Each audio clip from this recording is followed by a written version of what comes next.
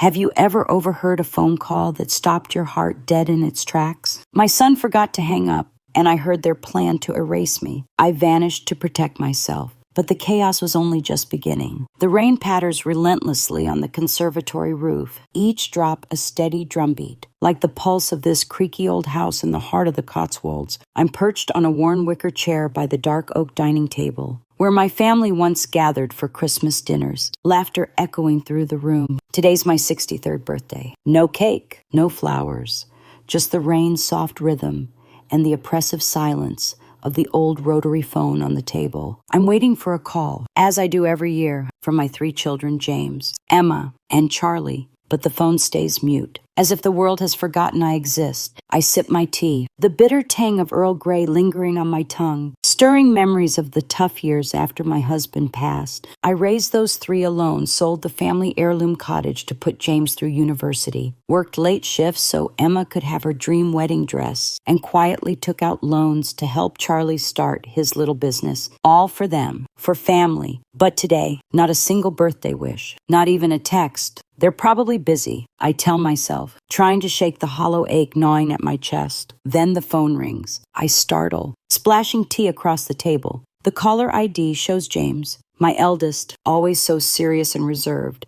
A smile creeps across my face as I pick up, but before I can speak, his voice cuts through not to me, but to someone else on the line. Emma, what's the plan for Mom's house? He says, clipped and businesslike. Charlie reckons it's worth at least $500,000, not counting the garden plot. My heart skips. I open my mouth to speak, but Emma's voice slices in, sharp as a winter wind. James, I've said it before.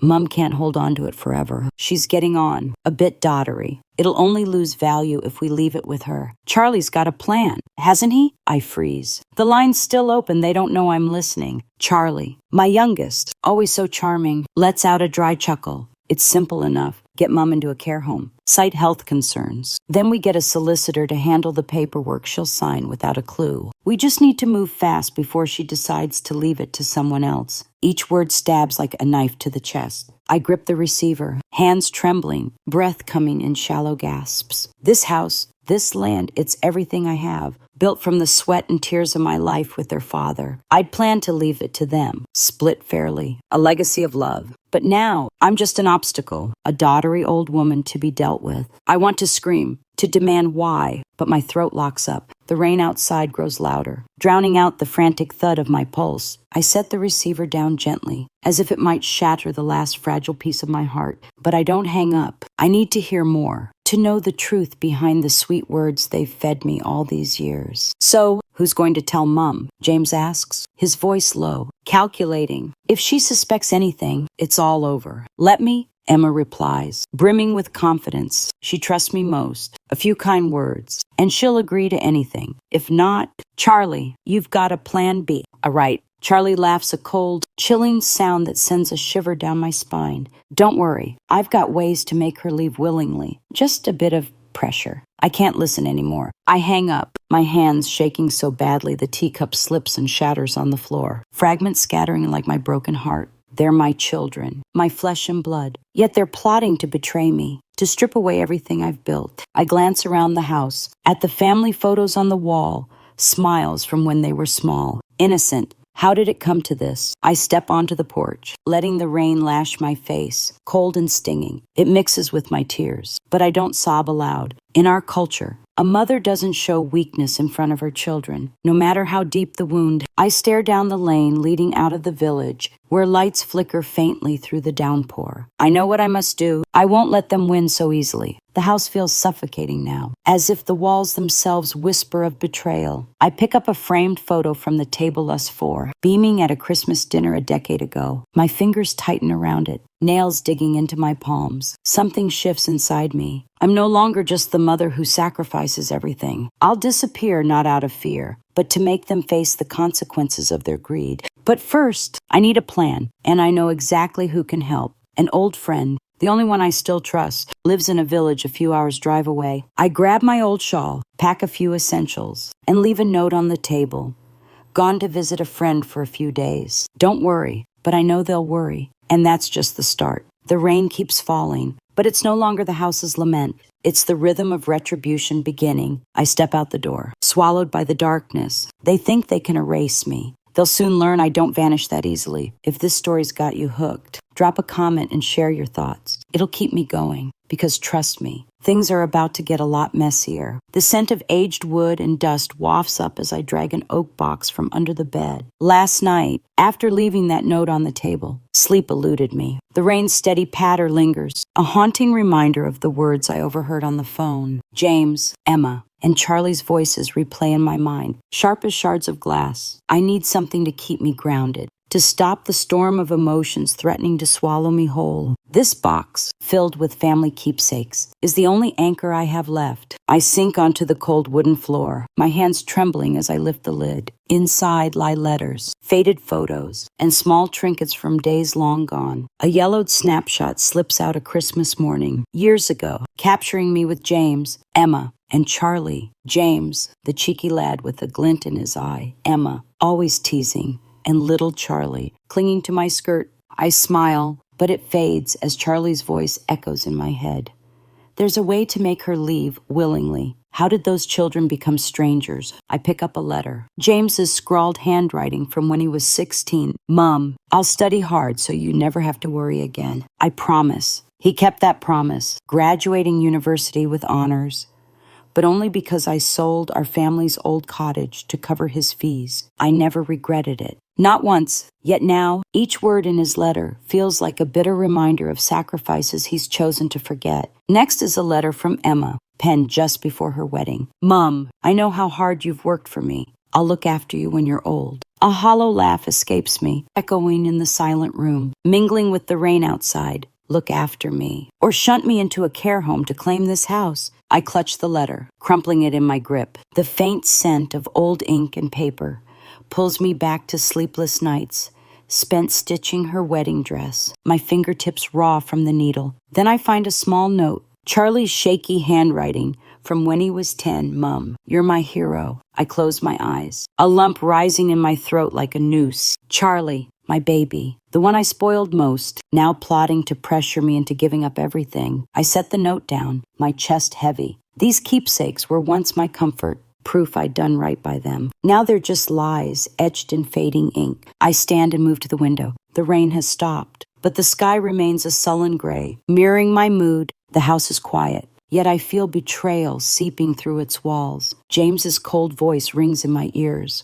If she suspects anything, it's all over. They're afraid I'll catch on, but they don't know I heard everything. And I won't let them get what they want so easily. I return to the box and pull out one last photo of my husband, David, taken before he passed. He's sitting in the wicker chair, smiling, a cup of tea in hand. I trace his face, the rough texture of the photo beneath my fingers. What do I do? Love, I whisper. David always said I was too soft on the kids, that I needed to be tougher. Maybe he was right. If he were here, would things be different? I set the photo down, resolve hardening within me. I'll vanish not out of fear, but to force them to face the consequences of their greed. But I need a solid plan, and I know who can help. Margaret, my oldest friend, who stood by me through the darkest days after David's death. She lives in a quiet village a few hours' drive from this Cotswolds house, a place no one would think to look for me. She'll understand. And more importantly, she'll keep my secret. I gather a few more things, careful not to leave any suspicious traces. My mother's knitted shawl, some cash, and the savings book hidden in a secret drawer. I glance around the house, my eyes lingering on the rotary phone. I lift it, checking for missed calls. Nothing. They're probably too busy plotting to erase me. A bitter smile tugs at my lips as I set the receiver down. Before I leave, I grab a pen and add a line to the note on the table. I'll be back soon. Don't worry. I know those words will unsettle them, maybe even spark panic. They'll wonder where I've gone, what I'm doing, and whether I suspect anything. It's the first step in my plan to plant seeds of doubt in their minds, just as they've done to me. I slip on my raincoat and step outside. A chill wind carries the scent of wet earth and leaves. I look back at the house, once alive with laughter, now a trap. I don't know what lies ahead. But one thing is certain, I won't let them win without a fight. When I return, they'll pay for the words they spoke in the dark. The story's only just begun. And if you're itching to know what happens next, drop a comment with your thoughts. Trust me, It's about to get a lot messier. The first rays of dawn slip through the gaps in the curtains, casting a faint glow across the cold wooden floor of my Cotswolds home. I'm perched on the wicker chair, clutching a cup of tea that's long gone cold, staring at the note on the table. I'll be back soon. Don't worry. I scribbled it last night. After sifting through those old letters, after the pain of James, Emma, and Charlie's phone call sliced into my heart like a blade. Their words erase her, care home, pressure echo in my mind, each one a hammer blow to the trust I once had in my family. The bitter scent of Earl Grey mingles with the musty smell of the old house, stirring memories of mornings when my husband, David, was still here. He'd sit in this very spot, sipping coffee, cracking jokes to chase away our worries. What would he say about the children we raised? I set the cup down, the clink of porcelain on wood sharp and final. I can't let them carry on. I can't let their greed strip away everything I've built. But what can I do? Confront them, storm into their lives, demanding justice. I picture myself facing James, Emma, and Charlie, asking why they betrayed me. But I can already see it, James's evasive glance, Emma's crocodile tears, Charlie's careless shrug. In our way of life, a mother doesn't make a scene with her children, doesn't stoop to their level. Pride won't let me, and if I speak up, they'll deny it. Charm me with sweet words, make me feel like the villain. I rise and cross to the window. Outside, the village is cloaked in early morning mist, the red-tiled roofs barely visible in the dawn light. I think of Margaret, my old friend in a nearby village, the only person I still trust. She once told me, when life corners you, walk away, but don't let anyone know where you're headed. That's my answer. I'll vanish, not to escape, but to test them, to see what they do with their scheming when I'm no longer here. It's not an easy choice. I walk down the hall, my gaze catching on the family photo on the wall. James, Emma, and Charlie's smiles from a Christmas 10 years ago seemed to mock me. I touch the frame, my fingers grazing the cold glass. Part of me wants to tear it down, to shatter every memory of them. But another part, the mother in me, can't stop loving them. I hate myself for that. How can I love children who are plotting my ruin? I return to the table, grab a sheet of paper, and start writing. Not a letter to them, but a list of what I need to do. 1, withdraw money from my savings. 2, contact Margaret. 3, pack light. 4, leave a clue to rattle them. I pause at the last point. A clue. I need them anxious, doubting each other, exposing their true selves. I think of David's wedding ring, the one they always assumed I'd leave to one of them. If I take it with me, what will they think? That I'm on to them, that I know. I open the secret drawer in the dresser, where the ring lies. It glints faintly in the dim light. A reminder of happier days. I pick it up, the metal cold in my palm. It's more than a keepsake. It's a symbol of all I've sacrificed. I won't leave it behind, but I'll let them think it's gone. I wrap the ring in an old handkerchief, slip it into my coat pocket, and place an empty jewelry box back in the drawer. When they snoop, and I know they will, they'll find nothing but an empty box and wonder what's happened. The distant crow of a rooster signals the start of a new day. My heart beats faster, not from fear, but from a strange new feeling freedom. For the first time in years, I'm acting for myself, not my children. I grab my old mobile and dial Margaret. It rings a few times before her warm, familiar voice answers. Ellen, it's been ages. What's got you calling at this hour? I take a deep breath, steadying my voice. Margaret, I need your help. I'm coming to you today. Don't tell a soul. All right. There's a pause. Then her voice softens. Ellen, you all right? I manage a smile she can't see. Not yet, but I will be. I hang up, feeling as if I've crossed an invisible line. I start packing a few clothes, my savings book, my ID, and a small photo of David. I look around the house one last time, my eyes lingering on the rotary phone, the thing that shattered my illusions. I want to smash it, but instead, I unplug it, leaving only silence. Before I go, I leave one more clue, a scrap of paper in the living room, scrawled with 3 words I know now. No signature. No explanation, just enough to send them into a panic. I can picture James's face paling, Emma frantically dialing, Charlie trying to stay calm while his hands shake. They'll wonder what I know, and that will start to unravel them. I pull on my raincoat and step outside. The morning mist clings to my hair, cold and damp, but I don't look back. The house fades behind me, like a memory slipping away. I don't know how far I'll go or what lies ahead, but one thing is certain: when I return, nothing will be the same. And they'll pay for what they've done. If you're hooked on this story, drop a comment and share your thoughts. Things are about to get a lot more intense, and you won't want to miss what's next. The old coach rattles along the bumpy country lane, the smell of diesel mingling with the damp earth after last night's rain. I'm tucked in the back row, my knitted shawl pulled tight over my head, hiding a face I don't want anyone to recognize. The small canvas bag on my lap feels heavy, not from the few clothes or my savings book, but from David's wedding ring, wrapped in a handkerchief, a quiet reminder of what I'm fighting to protect, the note I left in the living room. I know now must be driving James, Emma, and Charlie into a frenzy. I smile in the dim light, but it's a bitter smile, sharp as the tea I sipped this morning. Outside the window, the Cotswolds roll by lush green fields, red-tiled cottages nestled under ancient oaks. I'm on my way to Margaret's village, the only person I still trust. We weathered the hardest years together after David's death. When I raised 3 children alone, she knows me, knows the scars no one sees. And most importantly, she knows how to keep a secret. The coach jerks to a stop at a small rural station, the horn blaring. I step off, my canvas shoes sinking into the muddy ground. Margaret's village stretches before me, impossibly peaceful, as if time forgot it existed. Thatched cottages, wisps of smoke curling from chimneys, and the distant laughter of children playing. I breathe deeply, the scent of fresh grass and wood smoke calming me for a fleeting moment. But then Charlie's voice cuts through my mind. Just a bit of pressure. My grip tightens, nails digging into my palms. No, I won't let them win. Margaret's cottage sits at the end of a dirt track, surrounded by a low stone wall and a thriving vegetable patch. I knock, the wooden door creaking softly. It swings open, and there's Margaret's silver hair neatly pinned, eyes narrowing in surprise. Ellen, good heavens, what are you doing here? Her voice is warm, but I catch a flicker of worry in her gaze. I need to talk, I say, my voice rough. She ushers me inside, shutting the door behind us. The faint scent of lavender incense drifts from a small shrine where a photo of her late husband smiles kindly. I sink into a wooden chair, still clutching my bag. Margaret, I'm in deep trouble. My kids, they're plotting to take the house, to shove me out. Margaret freezes, setting her teacup down with a sharp clink. What? James, Emma, Charlie. That's madness. I recount everything the overheard call, their scheme, the note I left. Each word stings like salt in a wound,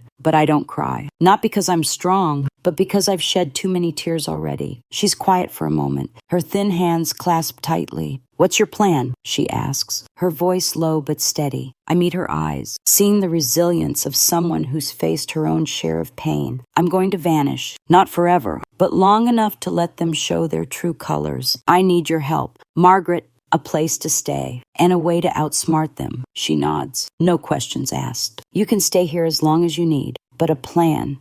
What do you want to do with them? I take a deep breath, the cold air filling my lungs. I want them to turn on each other. I'll leave clues, make them doubt, argue, expose themselves, but I need you to help me watch them. From a distance, Margaret's lips curve into a sly smile. You haven't changed a bit. Ellen's still got that sharp edge. All right, I'm in, but you need to be careful. They're not fools, especially James. He's like his father, calculates every move. I nod, knowing she's right. James is the cleverest, but also the coldest. If anyone finds me, it'll be him. We start plotting. Margaret suggests I use her old burner phone to stay untraceable. She also knows a nephew who works at the local post office, someone who could keep an eye on James, Emma, and Charlie's mail or calls, but you need to shake them up, she says, her eyes glinting. That wedding ring of David's, you said they've always had their eye on it, right? Let them think you've taken it or worse, sold it. I touch the pocket where the ring rests. Her idea sends a thrill through me. I've already left the empty jewelry box in the drawer, but another clue could tighten the screws. I decide on a second note.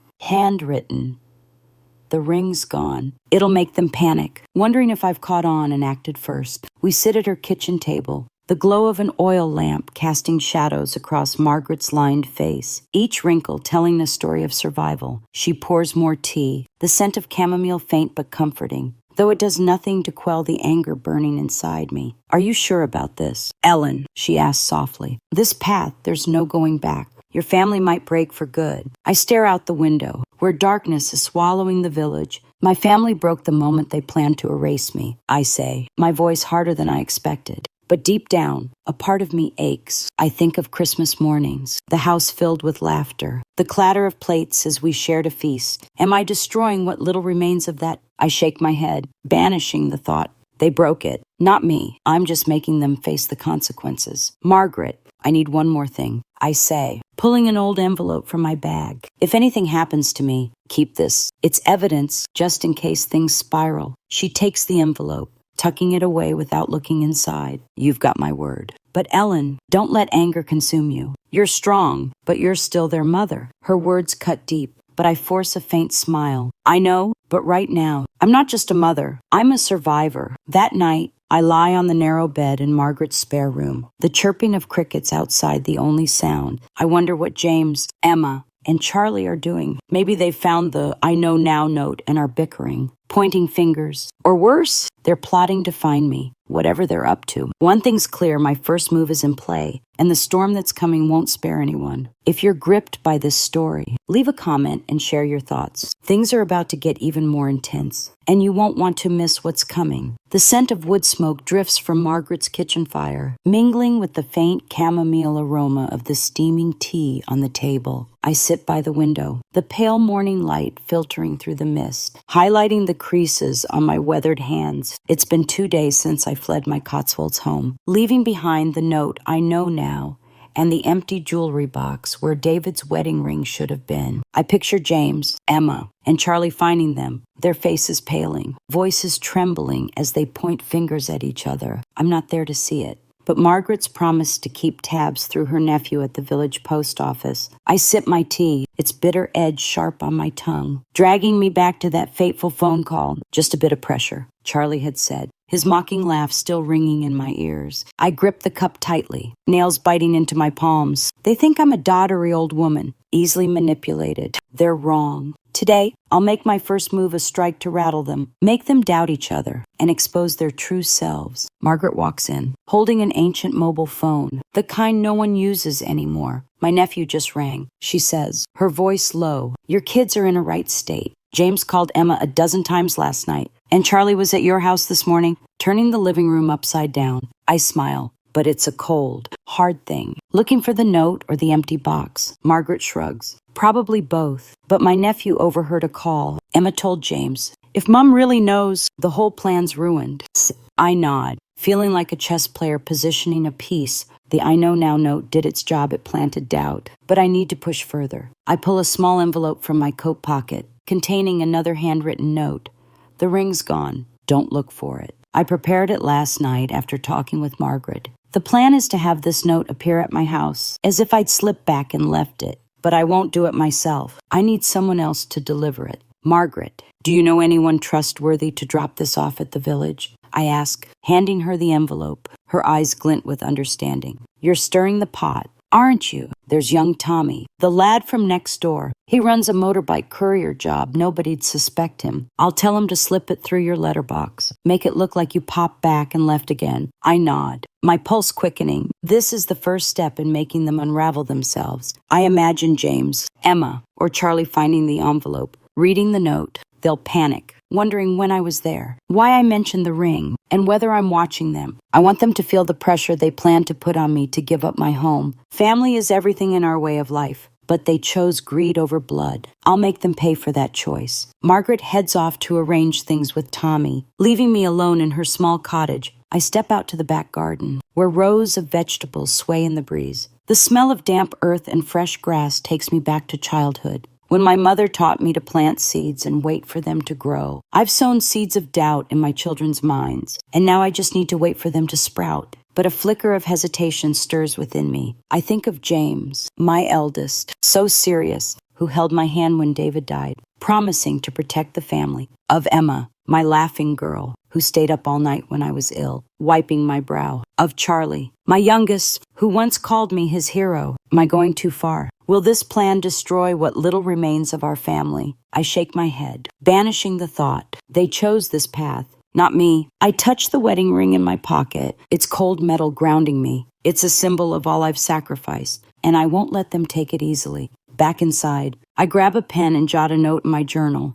Contact solicitor. Secure the estate. I'm not leaving everything to them, not after this. Margaret returns, confirming Tommy will drop the envelope through my letterbox tonight. You sure about this? Ellen, she asks, her eyes heavy with concern. This'll set them at each other's throats. Aren't you afraid? I meet her gaze, my voice steady. I'm afraid, but not of them. I'm afraid I'll regret doing nothing. The afternoon passes in silence, broken only by the rustle of the wind through the garden and the first chirps of crickets. I sit by the window, watching the dirt track leading out of the village. I picture James opening the envelope, reading the note, and frantically calling Emma and Charlie. They'll argue, blame each other, maybe let slip more secrets. I don't know exactly what'll happen, but one thing's certain. My first move is in motion, and there's no turning back. As night falls, darkness cloaks the village. Margaret returns with a message from her nephew Emma called James, screaming that you know everything. They're planning to meet at your house tonight. I smile, but my heart is heavy. That meeting will be the start of their downfall, but it could also spark something worse. I'm not sure I'm ready for what's coming. If you're hooked on this story, leave a comment and share your thoughts. Things are heating up, and you won't want to miss what happens next. The oil lamp in Margaret's cottage flickers, casting shadows across her lined face, each wrinkle a chapter of her life story. I sit at the wooden table, clutching David's wedding ring, wrapped in its handkerchief. The cold metal a stark reminder of what's unfolding. Last night, young Tommy slipped the envelope with the note. The ring's gone. Don't look for it through my letterbox. According to Margaret's nephew at the post office, James, Emma, and Charlie gathered at my house soon after, and, as I'd hoped, their meeting was anything but calm. The faint scent of chamomile tea rises from the cup before me, but I don't drink. Its bitterness can't compare to the storm of emotions inside me. Anger, pain, and a grim satisfaction that my plan is working. Margaret's nephew called this morning, reporting that Emma had screamed at James over the phone. What's that note about? Mum knows everything. Doesn't she? James, ever the cool-headed one, kept his tone steady. But I know he's rattled. Charlie, my youngest, was unusually quiet, which makes me wonder if he's hiding something. What do you reckon they're up to now? Margaret, I ask, my voice hoarse. She sits across from me, her thin hands clasped tightly. Arguing, most likely. My nephew says they tore your house apart, looking for that ring. Emma thinks James took it. James is pointing the finger at Charlie. It's a proper mess. She pauses, her eyes heavy with concern. Ellen, are you sure you want to push this further? They're already at each other's throats. I gaze out the window, where the pale moonlight bathes Margaret's vegetable garden. The steady chirping of crickets does nothing to soothe me. I don't want to. Margaret, I reply, my voice low. But they chose this path. I'm just showing them the consequences. Even as I say it, my heart aches. I think of Christmas mornings, the house alive with James, Emma, and Charlie's laughter, the clatter of plates as we shared a feast. Now, that house is a battleground, and I lit the fuse. Margaret's nephew sent another update at noon, detailing their meeting. James, playing the eldest, tried to keep order, but Emma wouldn't stop accusing him of dragging his feet on dealing with Mum. Charlie, unlike his usual chatty self, barely spoke, muttering only that Mum can't know everything. But when Emma found the second note, the ring's gone. The argument erupted. She screamed that I'd sold the ring, or worse, left it to someone else. James accused Charlie of taking it, while Charlie swore he hadn't touched it. I smile, but there's no joy in it. They're doing exactly what I wanted, turning on each other, exposing their true natures. But Charlie's reaction unsettles me. In that phone call, he was the one pushing for pressure to make me give up the house. So why is he so quiet now? Is he hiding something, or just scared? I step out to the back garden, where the chilly air prickles my skin. I touch the ring in my pocket, its weight grounding me. The house, the land, my memories of David, they're all tied to this ring. I won't let them take it. But I know my plan is hurting others. Two, Mrs. Baxter, my neighbor who always brought over homemade scones, must be worried sick about my disappearance. And Margaret, though helping me, doesn't want to see my family shatter. What's the next step? Ellen, I ask when I return inside. Margaret's clearing the kitchen table but stops, fixing me with a sharp look.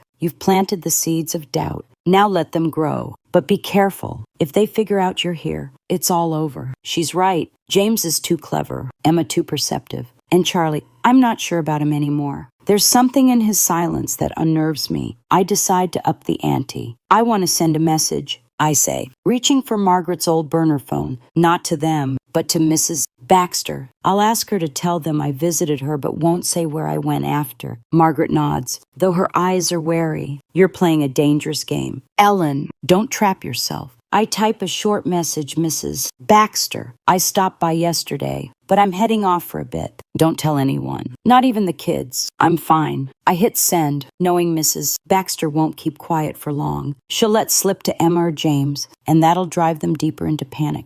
They'll wonder where I am, what I'm doing, and whether I truly know their plan. That night, I lie on the narrow bed, the sound of the wind rustling through the garden outside. I picture James, Emma, and Charlie's meeting, their arguments, their accusations, maybe even darker secrets spilling out. I know I'm plunging my family into chaos, but I can't stop, not out of anger, but because I need them to understand I'm not the frail old woman they can manipulate. As I close my eyes, Charlie's face flashes in my mind, the boy who once held my hand, calling me his hero. Have I misjudged him, or is he playing a more dangerous game than I realize? I don't know. But one thing's certain, the storm I've unleashed is closing in, and no one, not even me, will emerge unscathed. If you're gripped by this story, leave a comment and share your thoughts. Things are about to get even more intense, and you won't want to miss what's next. The pale moonlight slips through the window's cracks, casting a soft glow across the wooden floor of Margaret's cottage. I sit with the old oak box on my lap, the musty scent of aged wood mingling with the faint lavender incense lingering in the air. It's been nearly a week since I left my Cotswolds home, leaving behind the note I know now and the envelope reading, "The ring's gone. Don't look for it."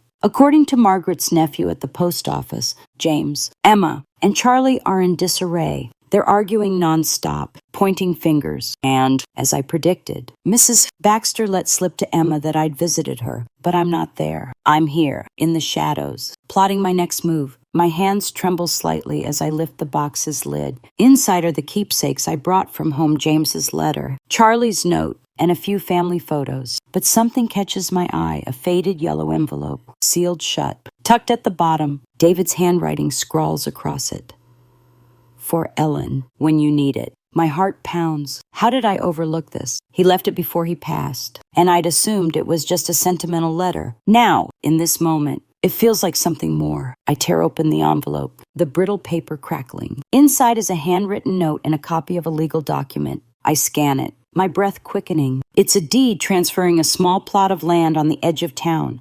Not the big estate I sold to fund James's university, but a secret investment David never told me about, likely to shield me from our financial struggles back then. The final line of his note stops me cold, Ellen. If the kids ever turn on you, this is your way out. Don't let them take everything. I clutch the paper, nails digging into my palms. David, as if from beyond, saw this coming. How did he know? I glance at his small photo in the box, his kind smile seeming to comfort me, but that comfort fades, replaced by a surge of anger. James, Emma, and Charlie aren't just after the house, my greatest legacy, but they don't even know about this land, and I'll make sure they never do. Not yet. I step out to the back garden, where the night air chills my skin. The crickets hum blending with the breeze. The cold sharpens my mind. I need to use this discovery to push my plan further. If my children think I know their scheme, this land is my ace in the hole. But I must be careful. James is too clever, Emma too perceptive, and Charlie,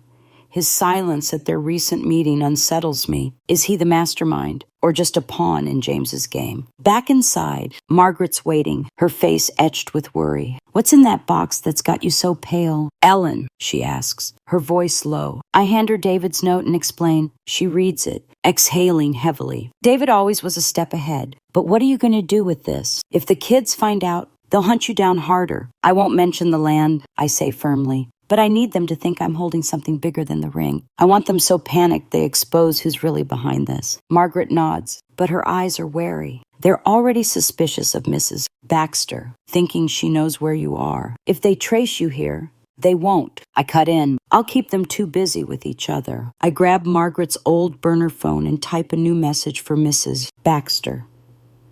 I left something important at the house. But it's not the ring. Don't tell the kids, they don't need to know. I know Mrs. Baxter won't keep quiet for long. She'll spill to Emma or James, and that'll pour fuel on their fire. James will assume I'm hiding a larger asset. Emma will blame Charlie. And Charlie, I need to see how he reacts. Margaret shakes her head. You're playing a dangerous game. Ellen, ever thought about stopping? If they come begging for forgiveness, would you give it? Her question cuts like a knife. I think of James, holding my hand after David's death, vowing to protect us. Of Emma, nursing me through illness, wiping my brow. Of Charlie, calling me his hero. But then I hear Charlie's mocking laugh. Just a bit of pressure. No, I can't forgive. Not yet. I tuck the envelope into my coat pocket, next to the ring. Margaret, I don't know if I can forgive, but I need the truth. Who's driving this? James, Emma, or Charlie? Or all three? She doesn't answer, just pours more tea, the chamomile scent of futile comfort. That night, I can't sleep. I sit by the window, the wind rustling through the vegetable garden, thinking of David's secret land. It's not just property, it's proof he believed I could stand tall, even if our children turned against me. But another truth is dawning. Their plan is more complex, darker than I thought. There's something hidden behind the words I overheard on that call, and I need to uncover it before they find me. A message from Margaret's nephew arrives at dawn. James has hired someone to watch Mrs. Baxter, suspecting she knows my whereabouts. Emma's torn apart my bedroom, searching for the important thing Mrs. Baxter let slip about. And Charlie, he vanished after their meeting. No one knows where. I grip the ring in my pocket, feeling a storm brewing. What's Charlie up to? And why do I sense he knows more than he's let on? If you're hooked on this story, drop a comment and share your thoughts. Things are getting more tangled, and you won't want to miss what's next. The scent of damp earth and fresh grass from Margaret's back garden drifts through the open window, mingling with the faint lavender incense from the small shrine in her cottage. I sit on a wooden chair, clutching David's wedding ring in my pocket. It's cold metal, a constant reminder of the stakes. A week and a half have passed since I fled my Cotswolds home, leaving behind the notes I know now, and the ring's gone. Don't look for it. James, Emma, and Charlie, as I'd hoped, are tearing each other apart. But the latest news from Margaret's nephew at the post office sends a chill down my spine. Charlie vanished after their tense meeting, and James has hired someone to tail Mrs. Baxter, suspecting she knows where I am. Something's wrong, and I sense danger closing in. This morning, Margaret got a call from her nephew. Emma's in a right panic. She relays, her voice low. She's torn your bedroom apart, looking for that important thing Mrs. Baxter mentioned. James thinks Charlie nicked the ring and did a runner. But Charlie, no one knows where he's gone. I nod, but my stomach churns. Charlie, my youngest, who once called me his hero, is now the biggest mystery. Is he hiding out of fear or plotting something bigger? I glance out at the garden, where the morning sun bathes the vegetable patches in gold. The secret plot of land David left me, detailed in the envelope I found in the oak box, rests safely in my pocket beside the ring. It's my trump card, but I don't yet know how to play it. One thing's clear, I can't keep hiding forever. I need to face one of my children, to see their reaction, to uncover who's truly behind the plan to erase me. Margaret, I have to go back to the village, I say, my voice firm. She freezes, her teacup halfway to her lips. Have you lost your mind? They're hunting for you. James has got someone watching Mrs. Baxter. I shake my head, rising, the cold wooden floor biting my feet. I'm not going home. I just need to see Emma. She's the most likely to crack. If I confront her, she'll let something slip. Margaret sighs but doesn't argue. Be careful. Emma might be soft, but she's not daft. And if James or Charlie find out you're there, she trails off. But I understand. I grab her old burner phone and type a message to Mrs. Baxter. Tell Emma I want to meet her at the Willow Cafe this afternoon, 4 p.m. Bang. Just her. I know Mrs. Baxter will pass it on. And Emma, with her curiosity and nerves, will show up that afternoon. I wrap my shawl tightly, half covering my face, and take the coach back to the village. The Willow Cafe, a cozy spot filled with the aroma of freshly roasted coffee and faint strains of folk music, is where I used to take Emma for hot chocolate when she was little. I choose a secluded table in the corner, the dim glow of a hanging lamp making me feel safer. Though my heart pounds, I touch the ring in my pocket, as if it could lend me strength. Emma arrives on time, wearing a pale lavender dress, her hair tied high as always. She scans the room, eyes anxious, then sits across from me. Mom, she whispers, her voice trembling. Where have you been? I've been so worried.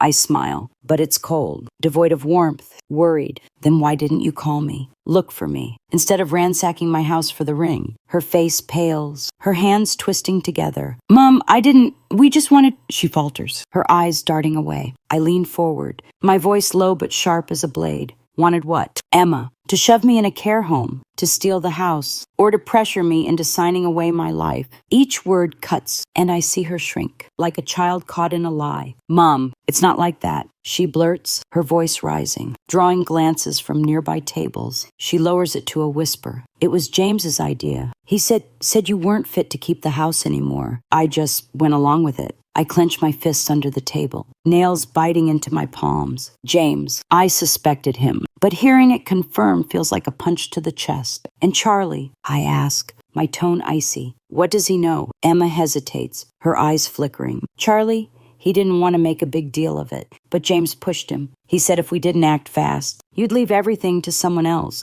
I frown. Charlie didn't want to escalate. Then why suggest pressure on that call? And why has he vanished now? Emma, tell me the truth, I say, locking eyes with her. Who's really behind this? James, or someone else? She looks down, lips pressed tight. I don't know. Mom, I swear. James just said there's someone else who wants the house. Not us. I freeze. Someone else. An outsider. Or is one of my other children hiding something? Before I can press further, Emma's phone rings, shattering the moment. She glances at the screen, eyes widening. It's James, she whispers, hands trembling. I gesture for her to ignore it. But she answers, James, I'm with Mom. I hear his voice through the speaker, cold and urgent. What? Where's Mom? Emma, tell me now. I stand, pulling my shawl tight. Don't tell him anything, I hiss, then slip out before she can react. Outside, the evening breeze stings my face. My heart races, not just from confronting Emma, but from what she said. Someone else behind this. What's James hiding? And where's Charlie? What's he doing? I've crossed a line I can't uncross. James will soon know I'm in the village, and my time to hide is running out. I board the coach back to Margaret's, my mind heavy. The confrontation with Emma didn't bring clear answers, only more questions. But one thing's certain, my children's plan is darker than I thought. And I need to uncover the truth before they find me. If you're gripped by this story, leave a comment and share your thoughts. Things are reaching a boiling point, and you won't want to miss what's next. The faint aroma of roasted coffee from the Willow Cafe still clings to my coat as I return to Margaret's cottage, settling into the creaky wooden chair under the dim glow of an oil lamp. Night has fallen, but my mind is restless. This afternoon's confrontation with Emma plays on repeat, her panicked eyes, her admission that James spearheaded the plan, and her chilling words.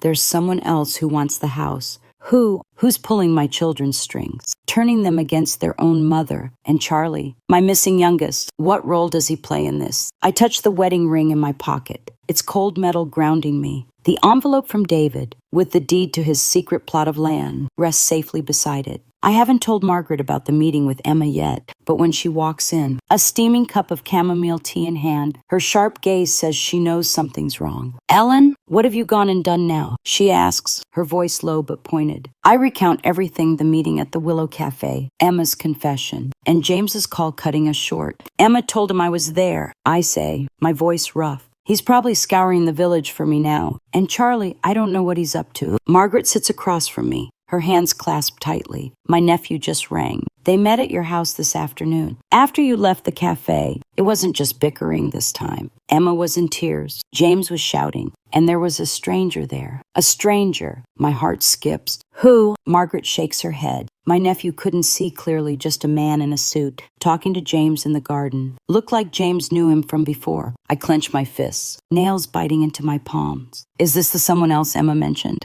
A solicitor, a property developer eyeing my house, or something worse. I step out to the back garden, where the night breeze rustles Margaret's vegetable patches. The scent of damp earth and fresh grass does nothing to calm me. My plan to sow doubt and make my children turn on each other has worked. But now it feels like it's spiraling beyond my control. James knows I'm in the village. Emma's unraveling, and Charlie's still missing. I've ignited a storm, and it's tearing my family apart faster than I expected. Back inside, I check Margaret's old burner phone for messages from Mrs. Baxter. She sent a brief one.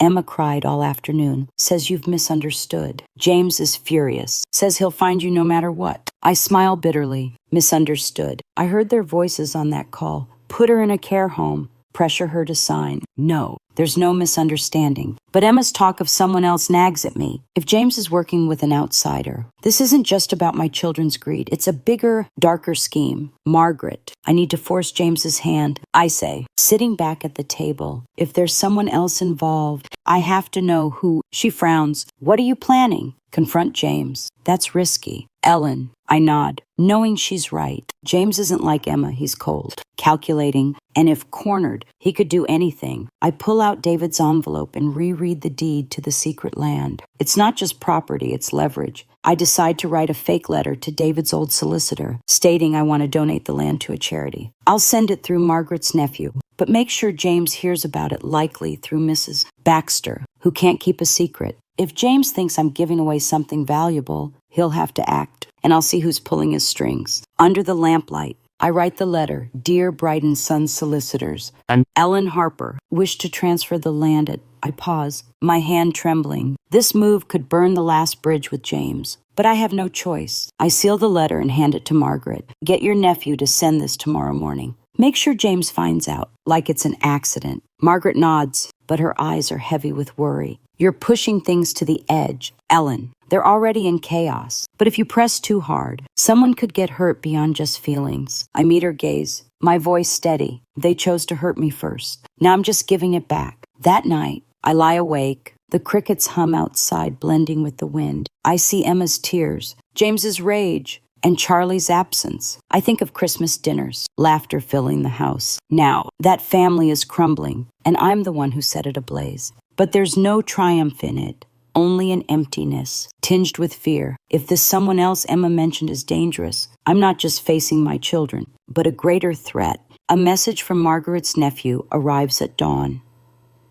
James got wind of the letter to the solicitor. He called Emma, raging that I'm ruining everything. But what chills me is another detail. Charlie's reappeared, asking questions about a man in a suit, the one who visited my house. What does Charlie know? And why has he surfaced now? I grip the ring in my pocket, feeling the storm I've unleashed turning back on me. But I won't stop. Not now, when the truth is finally coming into focus. If you're hooked on this story, drop a comment and share your thoughts. Things are hitting a fever pitch, and you won't want to miss what's next. The faint scent of wood smoke from Margaret's kitchen fire mingles with the lingering chamomile tea in the air. I sit by the window, staring at the dirt track leading into the village, where morning sunlight glints off dewdrops on the grass. 2 weeks have passed since I fled my Cotswolds home, leaving behind the notes I know now, and the ring's gone. Don't look for it. The fake letter to the solicitor about donating David's secret land has sparked fresh chaos. James, Emma, and Charlie are no longer just arguing, they're spiraling in suspicion and fear. But I feel no triumph. Instead, a heavy emptiness weighs on me, as if I've lost something I can't reclaim. I touch the wedding ring in my pocket. It's cold metal, a reminder of what I've sacrificed and what I'm destroying. This morning's update from Margaret's nephew confirms James lost it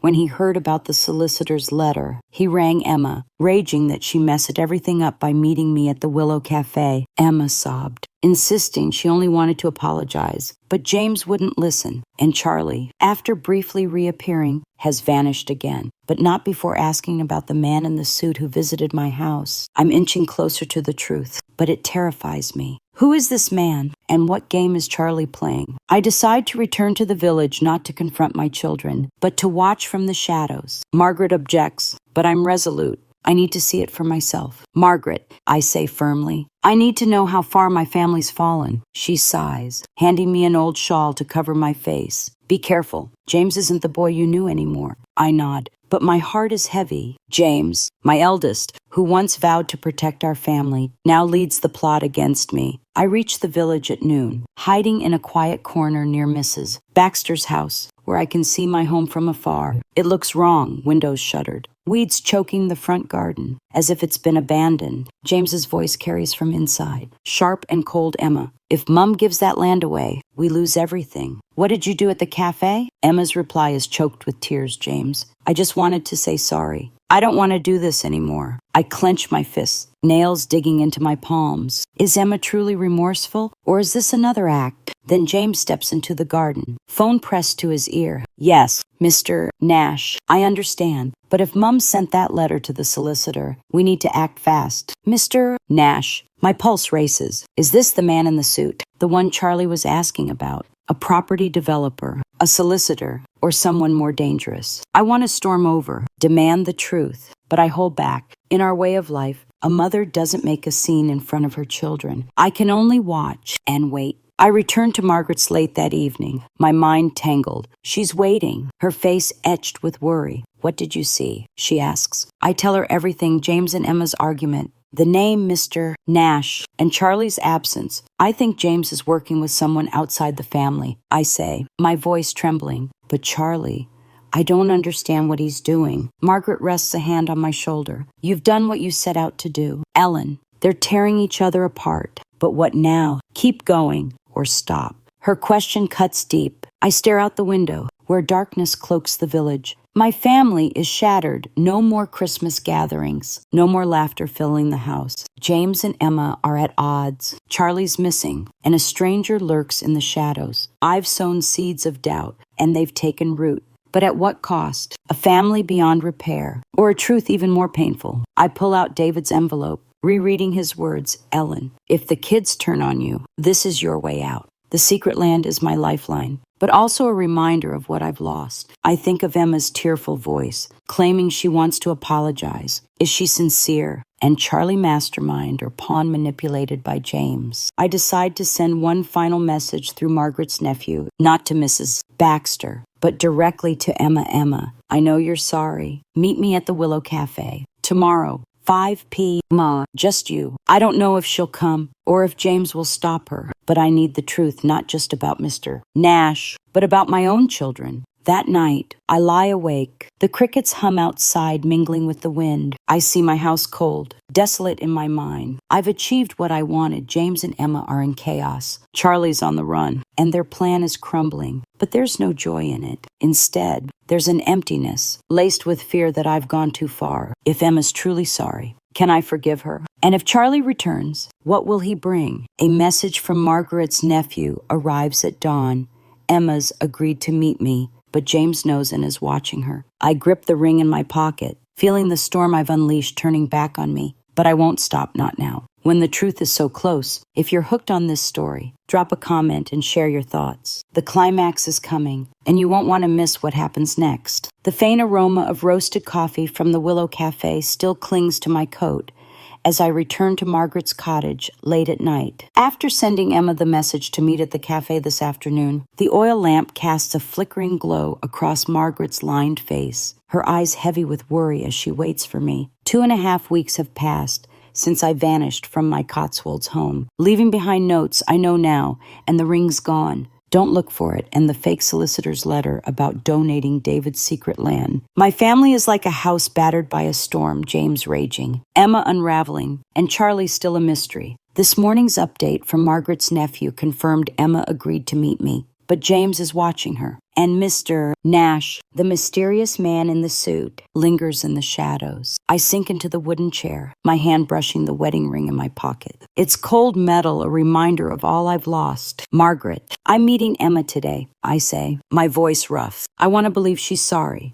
but I'm not sure. James is tracking her. And Charlie, I don't know what he's up to. Margaret pours tea, the chamomile scent rising, but it does nothing to calm the storm inside me. Ellen, you've pushed them to the brink. If Emma truly wants to make amends, what'll you do? Forgive her or keep going? Her question cuts deep. I think of Emma's tearful voice at the Willow Cafe last time, claiming she only followed James, but then I recall that fateful call Mum trusts me most, she'd said, plotting to shunt me into a care home. My heart aches to forgive, but my head warns I can't risk it.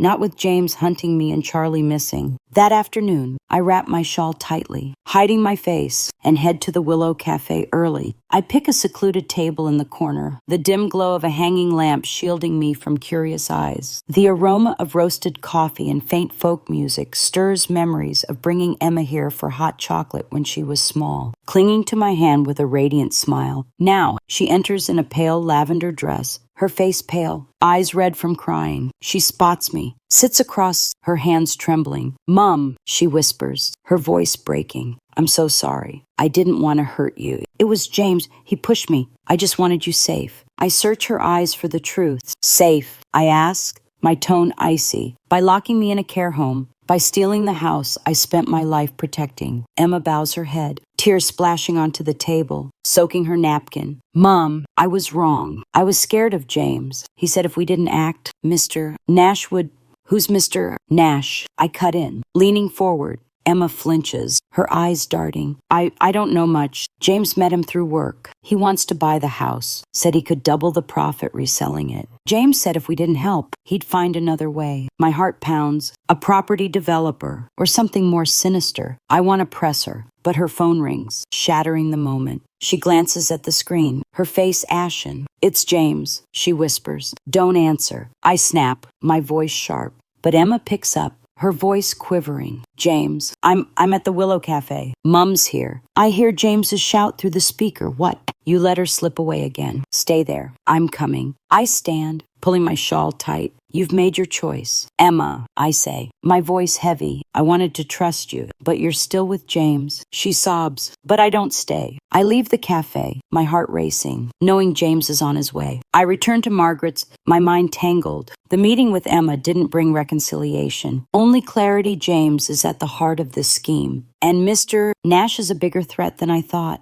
But Charlie remains a puzzle. Why is he missing? And why was he asking about Mr. Nash? I tell Margaret everything, and she shakes her head. "You tried to build a bridge to Emma, Ellen, but James just burned it." What now? I pull out David's envelope, rereading the deed to the secret land. It's my lifeline, but also my final barrier. I decide to call David's old solicitor not to donate the land, but to place it in a trust where no one, not even my children, can touch it. "Margaret, I'm protecting what's mine," I say, "but I also want to give Emma a chance. If she's truly sorry, I'll tell her about the land when this is over." Margaret nods, but her eyes are wary. "Your family's changed forever. Ellen, you might rebuild with Emma, but James and Charlie, you need to prepare for the worst." She's right. James is hunting me, and Charlie might be plotting in the dark, but I'm not afraid anymore. I've come too far to turn back. That night, a message from Margaret's nephew arrives. James reached the Willow Cafe, but didn't find me. Emma wept, insisting she wants to make things right. But James doesn't believe her, threatening to deal with me if I keep playing games. And Charlie, he's resurfaced, contacting Mrs. Baxter, asking about a secret meeting with Mr. Nash. My blood runs cold. What does Charlie know, and whose side is he on? I grip the ring in my pocket, feeling new lines being drawn between me and my children, between forgiveness and retribution. I want to save Emma, but James and Charlie, I'm not sure I can. If you're hooked on this story, drop a comment and share your thoughts. The end is near, and you won't want to miss what's coming. The faint scent of lavender incense from the small shrine in Margaret's cottage mingles with the chilly morning air. I sit on the wooden chair, clutching David's wedding ring. It's cold metal, a stark reminder of the journey I've endured. 3 weeks have passed since I overheard that fateful call from James. Emma and Charlie, plotting to erase me and seize the house. I vanished, sowing seeds of doubt with notes I know now. And the ring's gone. Don't look for it in a fake solicitor's letter about donating David's secret land. My family is in chaos. James consumed by rage, Emma torn between remorse and pressure, and Charlie, the elusive youngest, a puzzle I can't solve. Yesterday's meeting with Emma at the Willow Cafe left me with a flicker of hope, but also a new barrier I'm not sure I can forgive. The morning sun filters through the window, casting a soft glow on the wooden floor. I gaze out at the garden, where Margaret's vegetable patches sway in the breeze. My house, a few hours' drive away, feels like a distant memory. No more Christmas gatherings. No more shared meals filled with laughter. James is hunting me. Emma's wrestling with guilt. And Charlie, he's the final piece I don't understand. This morning's update from Margaret's nephew confirms Charlie met Mr. Nash, the property developer, and seems to be trying to stop James. But why? Is Charlie protecting me or playing his own game? Margaret enters, carrying a steaming cup of chamomile tea. "Ellen, what's your next move?" she asks, her eyes heavy with concern. "They're falling apart, but you can't hide forever." I nod, knowing she's right. I've already called the solicitor, placing David's secret land in a trust where no one, not even my children, can touch it. But now, I need to face the final truth. My family is forever changed, and I must decide what's worth salvaging. I pull out David's envelope, rereading his words, Ellen. If the kids turn on you, this is your way out. He was right. The land is my escape, but also a reminder not to let anger consume me. I think of Emma's tears at the Willow Cafe, her trembling apology. She's sorry. But is it enough to rebuild? And James, my eldest, who once vowed to protect us, now blinded by greed. Then there's Charlie. Could I have misjudged him? I make my decision. Margaret, I'm meeting Charlie. I say, my voice firm. I need to know the truth. She shakes her head. You're mad. James is scouring the village. And this Mr. Nash, I don't know who he is, but I don't like it. I manage a faint smile. Neither do I. But I can't keep running. I send a message through Margaret's nephew to Charlie. Tell Charlie I want to meet at the village hall. 5.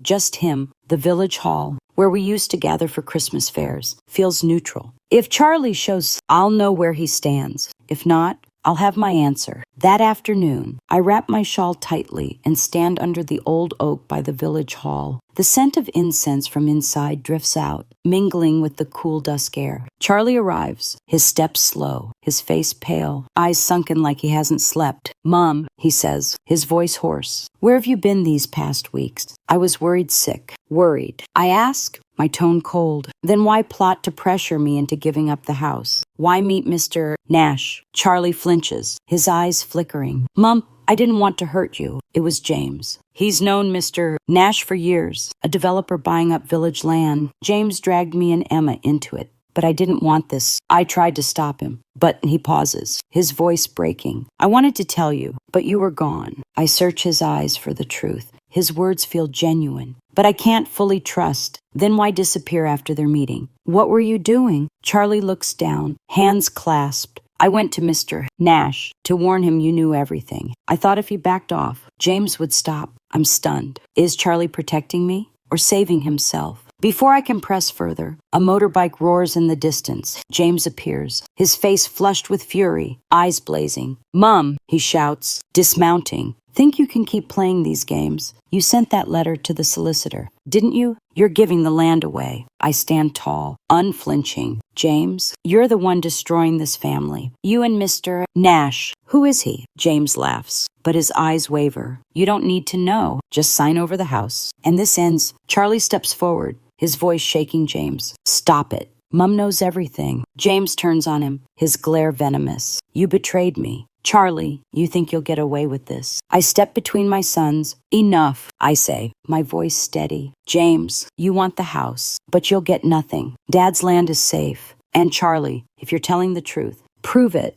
James steps back, his anger palpable. Charlie lowers his head, silent. I leave the village hall, my heart heavy. My family is broken.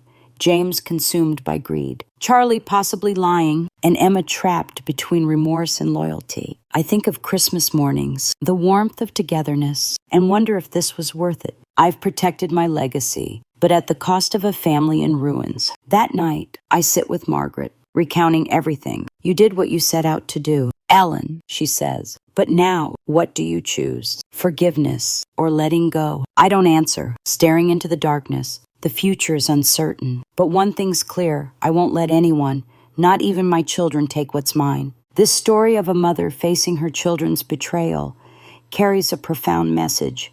Family is sacred, but love and sacrifice cannot endure without trust and honesty. In our culture, we often put family first, ready to forgive and give everything for our children. But this tale reminds us that self-respect and protecting oneself are just as vital. When faced with deceit, this mother chose to vanish to safeguard her legacy and uncover the truth, at the cost of irreparable cracks in her family. The lesson is to set boundaries not just to protect our assets, but to preserve our own worth, even with those we love most. For older audiences, this story urges you to cherish what you've built and trust your instincts when something feels off in relationships. Share this story with loved ones and reflect on the value of trust and honesty in family. What does this message mean to you? Drop a comment with your thoughts. Here's to a day filled with love and peace,